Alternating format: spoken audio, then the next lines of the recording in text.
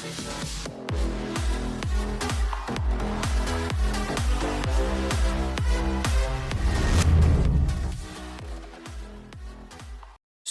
hello guys, welcome back to the Complete Python series. In this video, we are going to see about object-oriented concepts in Python. So, before moving further, let us see what is meant by object-oriented programming. Object-oriented programming is a method of designing a program by binding their related properties and behavior into an individual object. That is, in object oriented programming, we write a program in such a way that all the data members and the functions are wrapped together in a single unit so that whenever it is needed, we can directly use them. Basically, object oriented programming is divided into 7 different features. So, in this figure, you can see all the 7 features of object-oriented programming. Now let us understand the basics of each of the features. So the first feature is class. Class is nothing but a collection of objects. It means that it is a logical entity that specifies some specific attributes and functions. We can also say that the class is blueprint of an object.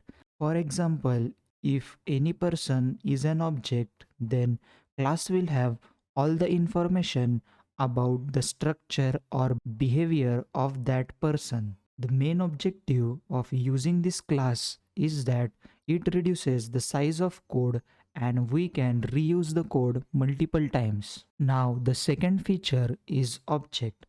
Object is nothing but a simple entity which possesses some properties or behavior. Everything in Python is an object and almost everything has an attribute and functions. We can also define object as the instance of class. So with help of object we can access all the properties of a particular class. Now the next feature is method. Method is nothing but a function that is associated with an object. So when we create multiple objects, we can call the function for that particular object using name of object dot function name. Now the next feature is inheritance. Inheritance is nothing but a capability of one class to derive or inherit the properties of another class. It means that suppose we have some properties in class A and some properties in class B, then we can create class C with help of inheritance such that it acquires all the properties of class A and class B. Benefits of using inheritance is that we can reuse the code. We can also reuse the features of other class without modifying it. The new class after inheritance is also known as derived class or child class. This was some basic concepts about inheritance in Python. Basically, we have many different types of inheritance. So in upcoming video, we will discuss each of this point in detail. Now the next feature is about polymorphism. So polymorphism states that we can perform a task in more than one way. So to understand this, let us take example of addition. So addition can be done between two numbers or addition also can be done between three numbers. So here the task addition is common but the attributes are different. So such type of situation is known as polymorphism. Basically we have two types of polymorphism, that is runtime polymorphism and compile time polymorphism. We will see about this in upcoming videos. Now the next feature is data abstraction.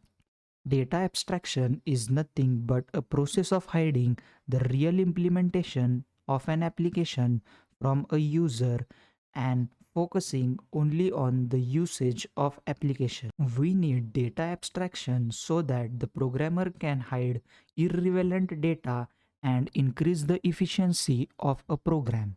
So in other words, data abstraction is nothing but hiding unwanted details from the user.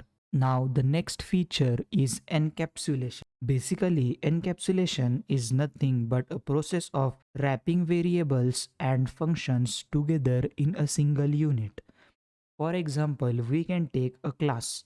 In class, we write all the variables and functions in a single unit. Encapsulation is also used to restrict the access of data and methods. So with help of encapsulation, security can be achieved. In upcoming videos, we will see each feature in depth. So this was all about the object-oriented programming in Python. Thank you.